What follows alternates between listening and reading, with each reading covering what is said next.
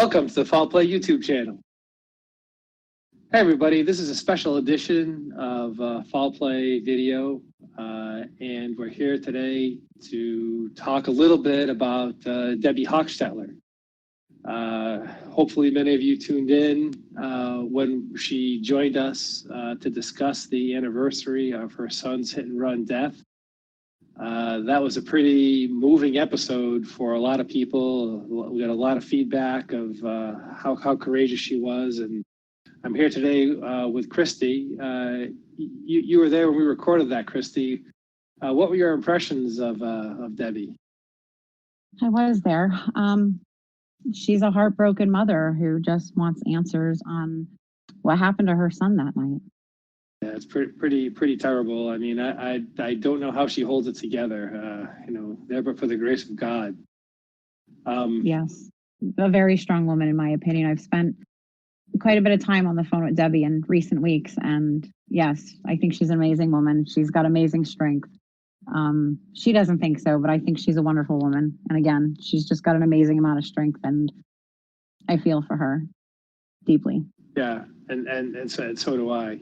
Debi has kind of reached out to us a little bit, hasn't she? Because very recently she's sort of been on the radar. She's been on the YouTube radar screen, hasn't she? She has. Yes, she has. And she kind of wanted to quell this. I mean, she has been. I don't know if I want to use the word accused, but it's been stated that she has something in her possession that she simply does not, and I think she wants to quell this, nip it in the bud, and just be left alone. And what she is, and what has she given us, Christy? Well, we offered Debi our platform to set the record straight, and she is just so upset about this right now that she really didn't feel comfortable coming on and speaking. So she has written a statement and given me permission to speak for her and read the statement. This is Debi in her own words. Absolutely. And the letter says, "My name is Debi Hochstetler, and I am making this statement to address the exaggerated stories being told about what I have in my possession. More than 20 years ago, after my son's horrific hit and run death, certain personal effects were returned to me in a sealed envelope. What that envelope does not contain is a letter or anything else describing who killed my son or any plot to cover it up. Through the years, I have taken many avenues to attempt to discover the identity of his killer. Shortly after his death, several people volunteered to search, as well as help in any way they could. Over the long term, I have supported and encouraged a Facebook group where people volunteer and have selflessly given their time and support to help me on my search. I have personally done media interviews and appearances to keep this case alive and in the public and solicit any information I could. It is absolutely ridiculous to believe that I somehow have had the answer in my possession all this time and have not turned it over to the authorities. Take a second and consider the fraud that some people are accusing me of perpetrating. It is insulting to me and my son's memory that this would be the case after the tireless crusade to identify his killer. So while this envelope is not what was insinuated, again, it is all I have left of my son. I welcome any and all help in finding his killer. If you have any information that could help us, please contact myself or my Facebook group. Sincerely, Debi Hochstetler." Wow. Well, if that doesn't put it to rest, I don't know what will. I hope it does. I think this woman has been through enough, and the accusations right now are just it's tearing her apart, and it's not okay. It's not okay. The most meaningful to me, not that it wasn't all extremely meaningful, but what hit home for me in that letter was her plea for us to think about what people who say she's had this answer all along are accusing her of, and they would be right. If she had in her possession for all this time the answer to who killed her son and the plot to cover it up, that would be it. She would be a fraud, and that woman is so sincere. If she had that, she wouldn't care what happened to herself. She'd be waving that in the face of every FBI agent, every law enforcement official, every newspaper, every news station that she could.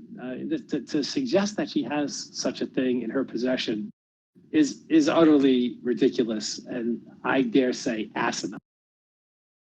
She definitely would not have held on to that information for all these years. If she had anything to identify Ricky's killer or what happened to him that night, she absolutely would have come forward with it.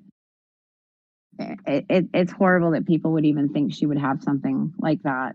I'm speechless, and I'm not often left speechless. Those of you that know me well know that I'm not often left speechless, and this situation really left me speechless. And I've cried tears for Debi because I feel so bad for her right now. And just, she's 21 years later and she's still mourning the death of her son, and she still has no answers. And she said she didn't like to use the word closure, but it's the word I use. I just want that woman to have closure and be able to have a peaceful night's sleep, because I know she has not had a peaceful night's sleep in over 21 years.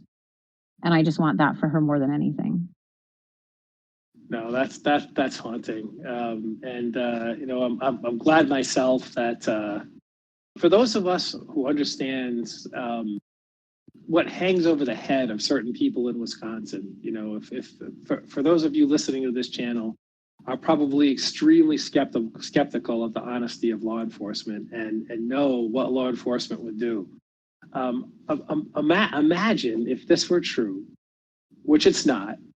And if law enforcement got wind of this, do you think that they would consider for 2 seconds not getting a subpoena to search her house and absolutely tearing that poor woman's house apart to find this, if it actually contained the evidence of a cover-up that many of us suspect actually happened for Ricky? Look what they did to Stephen Avery's trailer. Look what they did to the entire Avery salvage yard.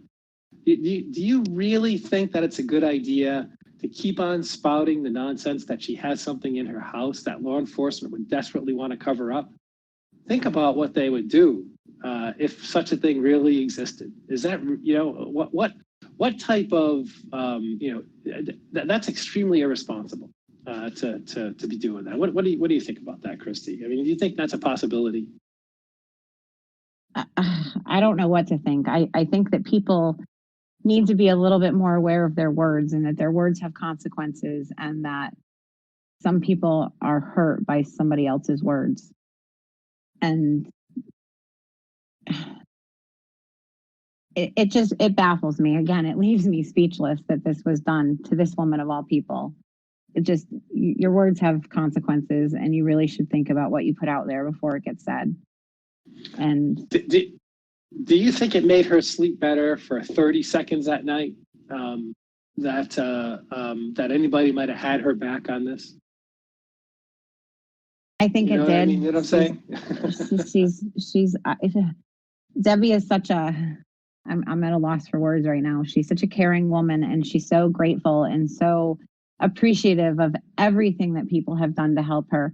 I mean, again, I've spent quite a few hours on the phone with her, and, the night we did the recording. So I've spent some time getting to know her. She's just such a sweet woman, and she's just one of the kindest souls I've ever met. And she just deserves such better treatment than this from the community and the public. And we should be trying to find out what happened to Ricky, not accusing her of having something, hiding the truth of what happened to Ricky after all these years. Well, I mean, that was very well said, Christy. I'm not sure this begs any more discussion. Please leave Debi alone. If you have anything to help her in her quest for who killed her son, please contact her or her Facebook group. Christy, you have the last comment. Yes, please. Unless you have something that can help her, please just let this woman be. She doesn't deserve it. Not at all. This has been a Foul Play production.